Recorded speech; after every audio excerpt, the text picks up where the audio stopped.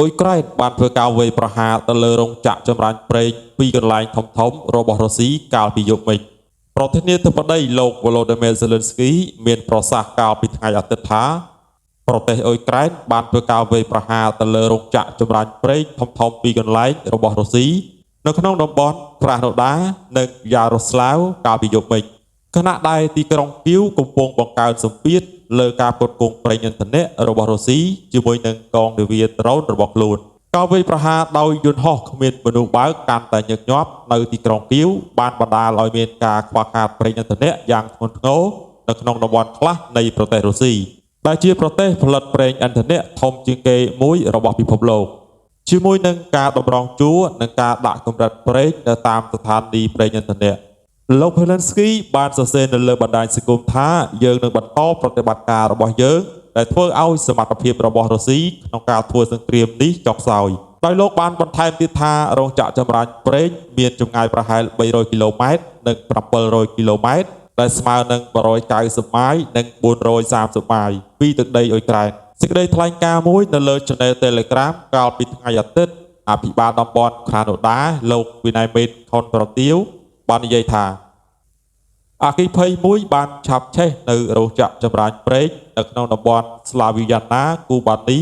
ដោយមនុស្សម្នាក់បានស្លាប់និងម្នាក់ទៀតរងរបួសនៅក្នុងភូមិក្បែរនោះ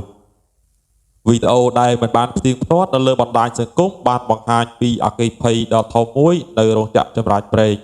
ទីស្នាក់ការកណ្ដាលនៃតំបន់ក្រាណូដាដែលបានបង្ហោះនៅលើកម្មវិធីផ្ញើសារ Telegram បានរាយការណ៍នៅល្ងាចថ្ងៃអាទិត្យនេះថាភ្លើងត្រូវបានពន្លត់ហើយផ្លូវក្បែរនោះត្រូវបានបើករោងចក្រចម្រាញ់ប្រេងស្លាវីយ៉ានជារោងចក្រឯកជនមួយដែលមានសមត្ថភាពផលិតប្រេងប្រហែល 10,000 បារ៉ែលក្នុងមួយថ្ងៃវាផ្គត់ផ្គង់ប្រេងឥន្ធនៈសម្រាប់ប្រើប្រាស់ក្នុងស្រុកនិងនាំចេញនៅតំបន់យ៉ារ៉ូស្លាវភាគខាងកើតពីទីក្រុងមូស្គូអភិបាលរដ្ឋបាននិយាយថាតំបន់នេះបានរងការវាយប្រហារដោយយន្តហោះគ្មានមនុស្សបើកដែលកំណត់បណ្ដោះអាសន្នត្រូវបានដាក់លើការធ្វើដំណើរនៅលើផ្លូវថ្នល់មួយចំនួនទៅកាន់រដ្ឋធានីរុស្ស៊ីលោកពូទីនត្រូវបានទទួលស្គាល់ថាការខ្វះខាតប្រេងឥន្ធនៈហើយក្រុមការងារត្រូវបានបង្កើតឡើងដើម្បីធានាការផ្គត់ផ្គង់ប្រធានាធិបតីរុស្ស៊ីលោក Vladimir Putin បានទទួលស្គាល់នៅថ្ងៃអាទិត្យនេះថាបញ្ហាការផ្គត់ផ្គង់ប្រេងឥន្ធនៈត្រូវបានបង្កើតឲ្យមានការខ្វះខាតនៅក្នុងតំបន់នានារបស់រុស្ស៊ីហើយក្រុមការងារមួយកំពុងធ្វើការធានាដើម្បីបរិមាណគ្រប់គ្រាន់ត្រូវបានផ្គត់ផ្គង់នៅទូទាំងប្រទេសលោកពូទីនថ្លែងទៅកាន់កិច្ចប្រជុំមន្ត្រីជាន់ខ្ពស់ស្ដីពីការផ្គត់ផ្គង់និងចែកចាយប្រេងឥន្ធនៈបាននិយាយថារុស្ស៊ីត្រូវតែកាត់បន្ថយផលប៉ះពាល់នៃការវាយប្រហារដោយយន្តហោះគ្មានមនុស្សបើករបស់អ៊ុយក្រែនទៅលើទីតាំងប្រេងដែលជាប់ទាក់ទងនឹងកង្វះខាតប្រេង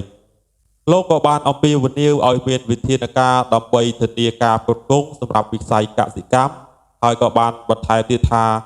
ការហាមឃាត់ការនាំចេញប្រេងម៉ាស៊ូតកំពុងស្ថិតនៅក្នុងការពិចារណាយោងតាមរបាយការណ៍ដែលបានចេញផ្សាយដោយទីភ្នាក់ងារសារព័ត៌មានរុស្ស៊ីលោកពូទីនបានប្រាប់កិច្ចប្រជុំថាអ្នកដឹងច្បាស់ថាបញ្ហាសម្រាប់អ្នកបើកបរនិងសម្រាប់អាជីវកម្មនៅតែបន្តកើតមានជាអកុសលនៅតែមានជួររងចាំនៅតាមស្ថានីយ៍ប្រេងឥន្ធនៈផងដែរលោកក៏បានបន្ថែមទៀតថាយើងត្រូវតែកាត់បន្ថយឲ្យនៅកម្រិតអបបរមានៅផលប៉ះពាល់នៃការវាយប្រហារនៅភារវកម្ម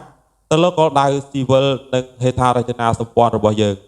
អ៊ុយក្រែនក៏បានបង្កើនការវាយប្រហាររយៈចម្ងាយមធ្យមនិងវែងទៅលើគោលដៅឧស្សាហកម្មនៅក្នុងប្រទេសរុស្ស៊ីនិងទឹកដីដែលគ្រប់គ្រងដោយរុស្ស៊ីនៅខាងអ៊ុយក្រែនដោយផ្ដោតជាសំខាន់នៅលើវិស័យប្រេងលោកពូទីនក៏បានមានប្រសាសន៍ទៀតថាទុនបម្រុងប្រេងសាំងកំពុងត្រូវបានប្រើប្រាស់ហើយឥឡូវនេះមានចំនួន 1.7 លានតោនហើយកម្រិតផលិតកម្មខែកក្កដាគួរតែលើសពីកម្រិតដែលត្រូវបានកត់ត្រានៅក្នុងខែមិថុនាលោកក៏បានមានប្រសាសន៍បន្ថែមទៀតថាការហាមឃាត់ការនាំចេញប្រេងម៉ាស៊ូតដែលកំពុងត្រូវបានពិចារណាអស់មួយរយៈកំពុងត្រូវបានពិចារណាហើយលោកក៏បានប្រាប់ទៅកាន់អ្នកចូលរួមថាតម្រូវការនៅក្នុងការហាមឃាត់ទាំងស្រុងទៅលើការនាំចេញប្រេងម៉ាស៊ូតកំពុងត្រូវបានពិចារណាបន្តទៀតទីភ្នាក់ងារសារព័ត៌មាន Interfax បានរាយការណ៍ថាឧបនាយករដ្ឋមន្ត្រីរបស់រុស្ស៊ីលោក Alexander Novak ធ្លាប់បានមានប្រសាសន៍ថារុស្ស៊ីមិនចាំបាច់ហាមឃាត់ការនាំចេញប្រេងម៉ាស៊ូតនោះទេលោកពូទីនបានមានប្រសាសន៍ថា